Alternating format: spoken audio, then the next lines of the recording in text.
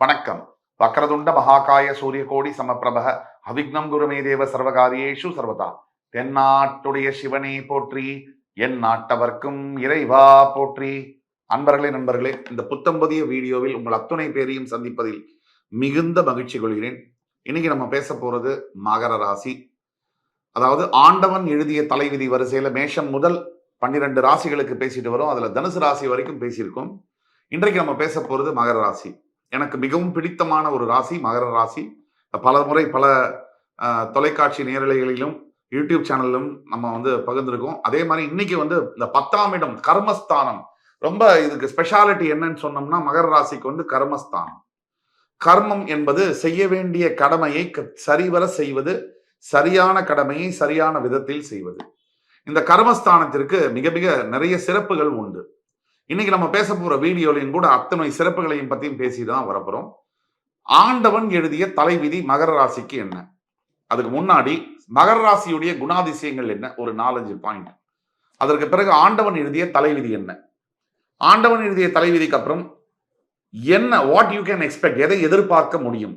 அதற்கு பிறகு near future predictions, உடனடியாக அடுத்த 6 மாதம் முதல் 12 மாதம் இல்ல 24 மாதம் 2 வருஷம் வரை என்ன பலன்கள் இருக்கு, எதை எதிர்பார்க்கலாம், ஏதாவது பிரச்சனைகள் இருந்தால் அதற்கு தீர்வுகள் என்ன, தலைவிதியில ஏதாவது பிரச்சனைகள் இருந்தால் அதற்கு தீர்வுகள் என்ன அப்படிங்கிறத பத்தி தெளிவா பேசப்படும்.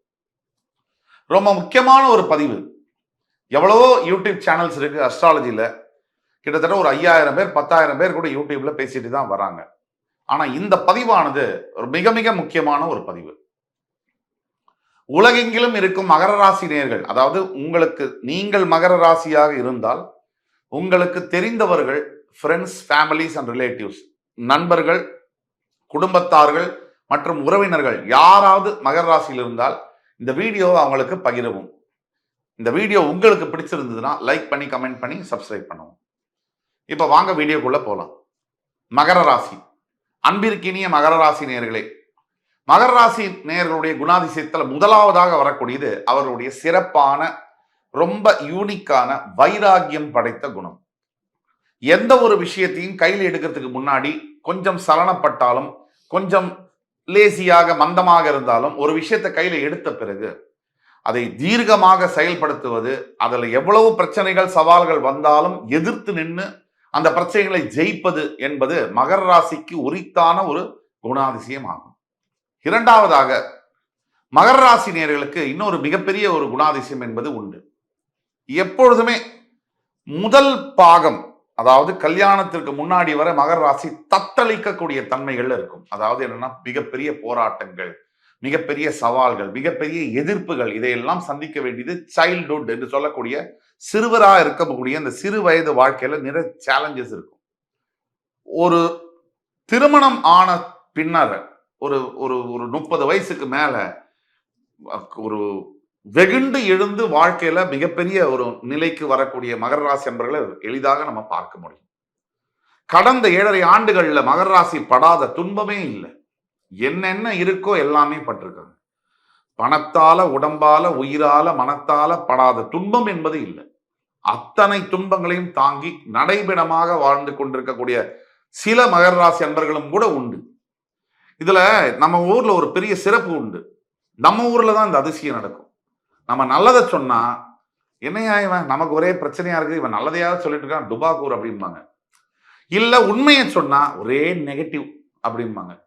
இது ரெண்டுமே இல்லாம நடுவில் ஒருத்தனால சொல்ல முடியுமானா, இந்த கமெண்ட் பண்ணக்கூடியவர் உட்கார்ந்து சொல்லுவாருன்னா அவரால் யாராலையுமே சொல்ல முடியாது. எது நல்லதோ அதை அப்படியே சொல்லணும், எது கெட்டதோ அதையும் அப்படியே சொல்லணும். உண்மையை உறக்க சொல்வதில் எந்த பயமோ எந்த ஒரு தயக்கமோ எங்களுக்கும் இல்லை, உங்களுக்கும் இருக்க வேண்டாம். ஆக மகர ராசி அன்பர்களுடைய 3வது குணாதிசயம் என்பது அடுத்தவர்களுக்கு உதவி செய்வது, தன் கடமையை சரிவர செய்வது.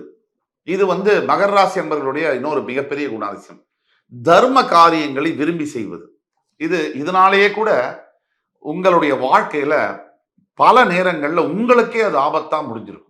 நீங்கள் செய்யக்கூடிய தர்மமானது உங்களுக்கே பிற்பகுதியில சில பிரச்சனைகளை கொண்டு வந்திருக்கும். இதற்கு அப்புறம் பல மகர ராசி அன்பர்கள் சிறு வயதில் பணக்கார குடும்பத்தில் பிறந்தாலும் கூட கொஞ்சம் வயது ஆக ஆக ஒரு இளமை பருவம், அடலசன்ட் ஏஜ்னு சொல்லுவாங்க. 16, 15 வயசுல இருந்து ஒரு 25 வயசுக்குள்ள பாட்டனாருடைய சொத்து, பூர்வீக சொத்து இருந்தால் அதை இழக்க நேரிடக்கூடிய வாய்ப்புகள் நிறைய இருக்கு. அதே மாதிரி பல மகர ராசி அன்பர்களுக்கு திருமணம், அதாவது திருமணம் செய்யக்கூடிய கணவராக இருந்தாலும் சரி, மனைவியாக இருந்தாலும் சரி, அழகு மிகுந்தவளாக இருப்பாங்க. இதுல விதிவிலக்குகள் உண்டு. விதிவிலக்குகள் விதியாகாது. நிறைய நல்ல அழகோடு இருக்கக்கூடிய வாழ்க்கை துணை அமையக்கூடிய வாய்ப்பு மகர ராசியில் பிறந்த ஆண்களுக்கும் உண்டு, பெண்களுக்கும் உண்டு. அதுல ஒரு குழப்பமும் இருக்கு.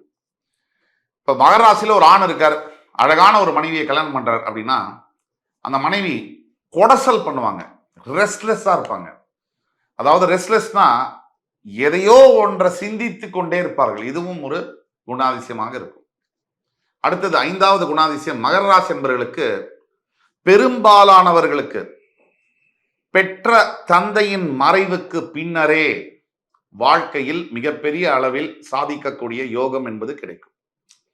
தந்தையின் மறைவுக்கு பிறகு நம்ம நல்லா இருக்கிறத அப்பா பார்க்கணும் இல்லையா, அதுக்கப்புறம் நம்ம நல்லா இருந்தா என்ன இல்லைன்னா அப்படின்னு நினைக்கக்கூடிய மகர ராசி என்பவர்கள் பல பேர் இருக்காங்க. ஆனா விதியானது இது. இதுல ஒரு முக்கியமானது குணாதிசயம் என்னன்னா, எத்தனை பிரச்சனை வந்தாலும், எத்தனை ஒரு பழி சொற்கள் வாங்கினாலும், எத்தனை கொடுமையான விஷயங்களை உள்ள போனா கூட சகிச்சுக்கிட்டு, அத்தனையும் சகிச்சுக்கிட்டு ஏதோ ஒரு இடத்துல, ஏதோ ஒரு கட்டத்துல மகர ராசி அன்பர்கள் மிகப்பெரிய அளவுல சிம்மாசனத்துல உட்கார்றாங்க அப்படிங்கிறது மறுக்க முடியாத ஒரு உண்மை. இது வாழ்க்கையில நடந்தே தீருது. இது ஒரு குணாதிசயமாகும். அந்த வில் பவர் அந்த மகர ராசி அன்பர்களுக்கு, அந்த விடாமுயற்சி என்பது இருக்கு. சற்று சோம்பேறித்தனம் என்பதும் கூட இருக்கும். படுத்தா படுத்துட்டே இருக்கணும், வேலை செஞ்சா செஞ்சுட்டே இருக்கணும். இந்த அமைப்பும் மகர ராசி அன்பர்களுக்கு உண்டு. இது எல்லாத்துக்கும் மேல மகர ராசி அன்பர்கள் கூட பிறந்தவர்கள், அதாவது அண்ணா, தங்க, அக்கா, தம்பி யாராக இருந்தாலும் நல்ல படித்தவர்களாக இருக்கக்கூடிய அவங்க நல்லா படிக்கக்கூடிய வாய்ப்புகளும் உண்டு. அதே மாதிரி மகர ராசி அன்பர்கள்ட்ட இன்னொரு முக்கியமான விஷயம், இந்த ஹார்ட், ஹிருதயம் இல்லது உடம்புல அக்னி சம்பந்தப்பட்ட பிரச்சனைகள் வரக்கூடிய வாய்ப்புகள் உண்டு. அக்னினா உஷ்ணம், நிறைய ஹீட் சம்பந்தப்பட்ட பிரச்சனைகள், இதெல்லாம் வரக்கூடிய வாய்ப்புகள். தோல் சம்பந்தப்பட்ட பிரச்சனைகளும் வரக்கூடிய வாய்ப்புகள். இதெல்லாம் ஒரு பக்கம் இருக்கு. இப்ப ஒரிஜினலா மகர ராசி என்பவர்களுடைய குணாதிசயத்துல நம்பர் 1 எது அப்படின்னா, எல்லாத்தையும் 7வது குணாதிசயமா சொல்றோம்.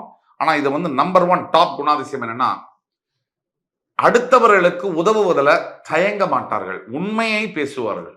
இது மகர ராசி என்பவருடைய one of the USB, unique capability, unique feature அப்படின்னு சொல்லலாம். இன்னொரு முக்கியமான விஷயம், மகர ராசியில பிறந்தக்கூடிய பல நபர்கள் தன் தாய் தந்தையரை கடவுளுக்கும் மேலாக மதிப்பவர்கள் அப்படிங்கிறது உண்மையான விஷயம். இது ஒரு பக்கம். எல்லாத்தையோட சிறப்பான ஒரு விஷயம், மகர ராசியில் பிறக்கக்கூடியவர்கள் எத்தனை பிரச்சனை வந்தாலும், இப்போ அவங்களோட முக்கியமான ஒரு குணாதிசயம், எந்த ராசிக்கும் இல்லாத ஒரு குணாதிசயம், எத்தனை பிரச்சனைகள் வந்தாலும் தன்னை யார் ரொம்ப ஃப்ரெண்ட்ஸா இருக்கக்கூடியவங்க எதிரியா மாறி கண்ணா பின்னான்னு பேசினாலும் இவங்க வாயால தவறான வார்த்தைகளை அதிகமாக பேசுவதில்லை. இதுல விதிவிலக்குகள் உண்டு. 80% மகர ராசி என்பவர்கள் மறுபடி திருப்பி இவங்க தான் பேசிட்டாங்களேன்னு சொல்லி திருப்பி தவறான வார்த்தைகளை உபயோகப்படுத்துவதில்லை. இது ஒரு குணாதிசயம். இந்த குணாதிசயம்லாம் இருந்து என்ன, ஆண்டவன் எழுதிய தலைவிதி என்ன, அதுக்குள்ள போலாம் வாங்க. மகர ராசிக்கு முதல் தலைவிதியானது தன்னுடைய ராசிக்கு அதிபதியாக வரக்கூடிய சனி பகவானை தன்னுடைய 2ஆம் இடத்திற்கும் அதிபதியாக வருகிறார். முதல் இடம் என்பது உயிர், நம்மை பற்றியது, ஆத்மாவை பற்றியது, வாழ்க்கையை பற்றியது. இதெல்லாம் முதல் லக்னம் ராசி இதுல வந்துடும். 2ஆம் இடம் என்பது தனம், வாக்கு, குடும்பம், இதையெல்லாம் கொண்டு வரும். இதுல ரெண்டுக்குமே சனியே அதிபதியாக வருவதனால் முதல் பகுதி வாழ்க்கையில பல கஷ்டங்களுக்கு மகர ராசி அன்பர்கள் உள்ளானாலும் கூட மறுபகுதி வாழ்க்கையில முயற்சியினால், தன்னுடைய சொந்த உழைப்பினாலும் மிகப்பெரிய அளவில் உயர்வை பெறுவார்கள் என்பது சத்தியம். இது 35 வயசுக்கு மேல இந்த மேஜிக் என்பது நடக்குது பல மகர ராசி அன்பர்களுக்கு.